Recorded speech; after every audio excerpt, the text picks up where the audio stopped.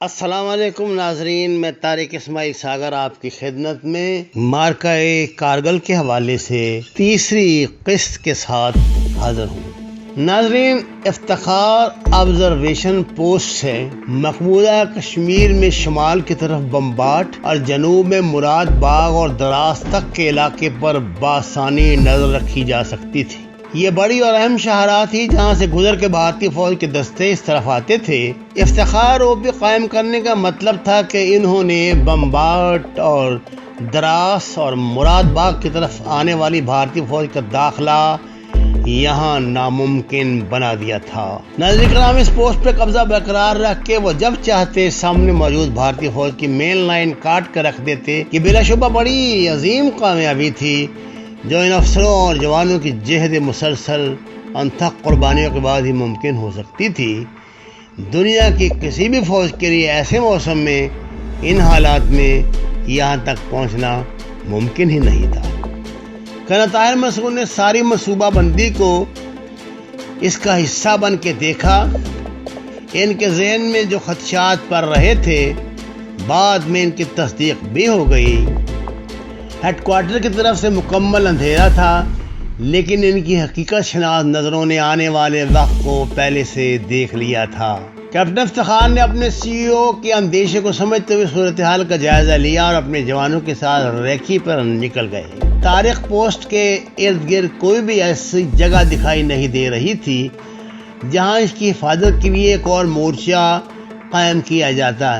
اس جوان مرد کپتان نے ہمت ہارنا سیکھا ہی نہیں تھا۔ راستے تراش خراش کر اس نے بلاخر طارق پوسٹ کے شمال میں غلام جان پوسٹ قائم کر دی۔ طارق پوسٹ کے گردا گرد 7 راستے نکلتے تھے جن کی پوزیشن ایسی تھی کہ ان میں سے کسی بھی ہوائی یا توپ خانے کے لیے حملے کی صورت میں پناہ لی جا سکتی تھی۔ 5 NLI کو 4 پوائنٹس پہ پوسٹیں قائم کرنے کا حکم ملا۔ ان 4 پوسٹوں میں ملاپ رکھنے کے لیے 5 NLI کے جانباز سی او نے لائن آف کنٹرول کے قریباً 1 کلومیٹر آگے اپنا ملاپ ہیڈ کوارٹر قائم کر لیا جس کو بدر پوسٹ کا نام دیا گیا۔ اس کے ساتھ ہی انہوں نے اپنے جوانوں کو لائن آف کنٹرول سے آگے 21 تا 24 کلومیٹر ایریا میں پھیلا دیا۔ 26 پوسٹیں بنا لی۔ ہر پوسٹ پر 5 سے 25 تک افسر و جوان موجود تھے۔ کمانڈنگ افسر نے صورتحال کی سنگینی محسوس کرتے ہوئے منصوبہ بندی کی۔ آخر میں صورتحال یہ تھی کہ ایک یونٹ نے قریباً 95 مربع کلومیٹر علاقے کو اپنے کنٹرول میں لیا تھا۔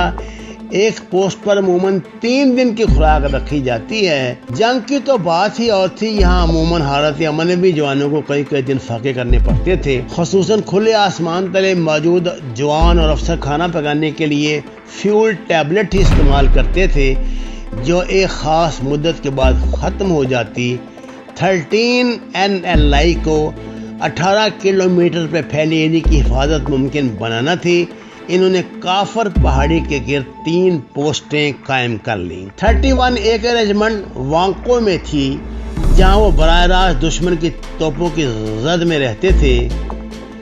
ناظرین، ساری ریجمنٹ ایک بڑے پہاڑی تودے کے نیچے چھپ کر دشمن کا مقابلہ کرتی تھی۔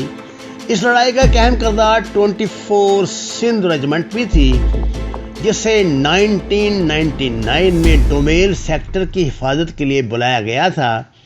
اس محاذ کی چوڑائی قریب 45 کلومیٹر ہے جسے کرنل طاہر اکبر نے 3 حصوں میں تقسیم کر دیا تھا۔ اس شیردل یونٹ نے 15 ہزار فٹ کی بلندی پہ 8 پوسٹیں بنائیں جہاں عام حالت میں آکسیجن کی کمی کی وجہ سے سانس لینا بھی دشوار ہو جاتا ہے۔ ان کے دائیں بائیں 12 اور 10 NLI تعینات تھی۔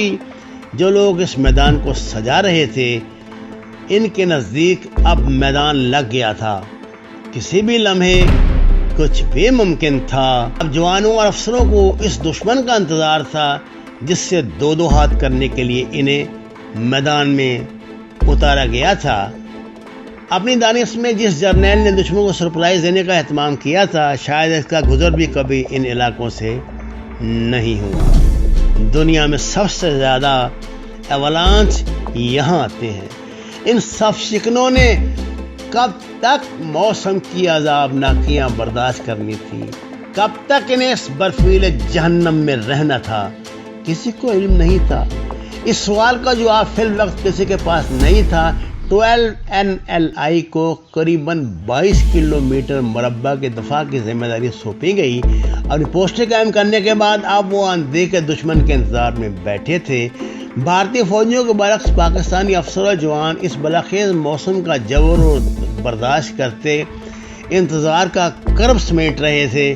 24 اور 25 فروری کی درمیانی رات ایک ایسا ہی عذاب لے کے آئی جب 12 NLI کی پوزیشنوں میں سے ایک پر سپاہی سرور اور افسر جان سنتری ڈیوٹی دے رہے تھے جب انہوں نے ایک برفانی تودا گرنے کی آواز سنی۔ لانی آ گئی مقامی زبان میں پھیپھڑوں کی پوری قوت کے ساتھ چلاتے ہوئے سرور نے کہا اور اپنے ایک ساتھی کو اذان دینے کی ہدایت کرتا وہ اپنے اگلو کی طرف بھاگا کہ یہاں موجود اپنے ساتھیوں کو آگاہ کر سکے۔ بے رحم ولانچ نے پلک جھپکتے ہی ان سب کو نگل لیا۔ حیرت انگیز طور پر سپاہی سرور جس نے اذان کا آغاز کر دیا تھا اس سے محفوظ رہا۔ وہ اس پوسٹ پر وہاں زندہ بچنے والا جوان تھا۔ یہ اس سلسلے کی پہلی قربانی تھی۔ حیدران کی شجاعتوں کا سفر آغاز ہو چکا تھا۔ انہوں نے ابتدا ہی میں جتنی جانوں کے نذرانے پیش کر دیے تھے اس سے اندازہ لگایا جا سکتا تھا کہ ان کی انتہا کیا ہوگی۔ مارچ کے آغاز تک زندگی کا یہی معمول رہا۔ 12 مارچ کو میجر جنرل جاوید حسن نے انہیں سرپرائز وزٹ دیا اور 12 NLI کے زکریا بیس پھر مڈل پوائنٹ تک گئے۔ انہوں نے کنٹرول لائن کے پار دشمن کے علاقے میں داخل ہونے والے پہلے اعلیٰ فوجی افسر کا اعزاز حاصل کیا۔ 26 مارچ کو 3-4 مزید اعلیٰ افسران نے دورہ کیا۔ مقبوضہ کشمیر مجاہدین کی بڑھتی سرگرمیوں نے لائن آف کنٹرول پر بھی حالت جنگ کا سماں پیدا کر رکھا تھا۔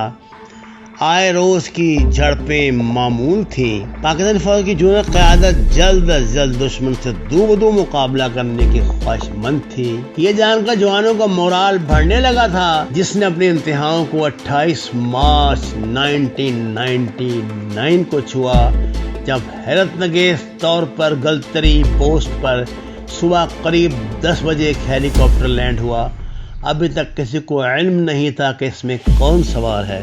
گلتری پہ موجود جونیئر افسران جوان حیرت سے دنگ رہ گئے جب انہوں نے دیکھا کہ ہیلی کاپٹر سے اترنے والا پہلا شخص کوئی اور نہیں پاکستانی آرمی کا چیف جنرل پرویز مشرف ہے، جس عقب میں 10 کور کے lieutenant general Mahmood, chief of general staff general Aziz Khan اور میجر جنرل حسن جو چند روز پہلے یہاں کا دورہ کر چکے تھے۔ دشمن کے علاقے میں قریباً 12 کلومیٹر کے فاصلے پر موجود زکریا بیس پر یہ ساری ٹیم گئی جہاں 12 NLI کے CO لیفٹیننٹ کرنل امجد شبیر اور ان کے ماتحتوں نے ان کا استقبال کیا۔ دشمن کے علاقے میں 12 کلومیٹر اندر فوج کے چیف آف سٹاف کی موجودگی نے جونیئر افسروں اور جوانوں کے بدن میں بجلیاں بھر دی تھیں۔ ان کے جذبات دید نہیں تھے۔ نعرہ تکبیر، نعرہ حیدری اور پاکستان زندہ باد، پاکستان آرمی زندہ باد کے نعروں سے برفیلے پہاڑ گونجنے لگے۔ جنرل مشرف اس سے بھی آگے کی سوچ رہے تھے کہ جوانوں افسروں کو مزید سرپرائز دیا کہ وہ رات یہاں گزاریں گے اور اگلے روز عید کی نماز اپنے جوانوں کے ساتھ یہاں پڑھنے کے بعد واپس روانہ ہوں گے۔ اس خبر نے تو محاذ پہ موجود جوانوں اور افسروں میں ہلچل مچا دی۔ چیف آف آرمی سٹاف کے کسی فیصلے کے سامنے کسی کو دم مارنے کی مجال نہیں تھی، لیکن 12 NLI کے لیے یہ سوچ ہی سہانے روح بنی تھی کہ اگر خدا نہ خواستہ دشمن باخبر ہو گیا۔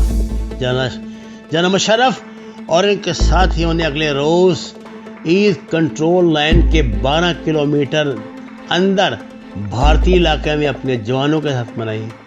انہوں نے ان سے مختصر خطاب کیا، ان کے حوصلوں کو بے پناہ داد دی اور انہیں آگاہ کیا کہ وہ نئی تاریخ رقم کرنے جا رہے ہیں، وہ تاریخ جو حالات کا دھارا ہی بدل کے رکھ دے گی۔ ناظرین کرام، اگلی قسط انشاءاللہ کل آپ کی خدمت میں پیش کروں گا۔ آپ سے درخواست ہے قرآن پاک کو ترجمے کے ساتھ پڑھیں، نماز کا ترجمہ جاننے کی کوشش کریں اور پاکستان کے فلاح و بہبود اور سلامتی کے لیے دعا گو رہیں۔ وما علینا الا البلاغ المبین۔ ناظرین، اگر ابھی تک آپ نے ہمارا چینل سبسکرائب نہیں کیا تو آپ سے درخواست ہے اسے سبسکرائب کریں۔ آپ کا بہت شکریہ۔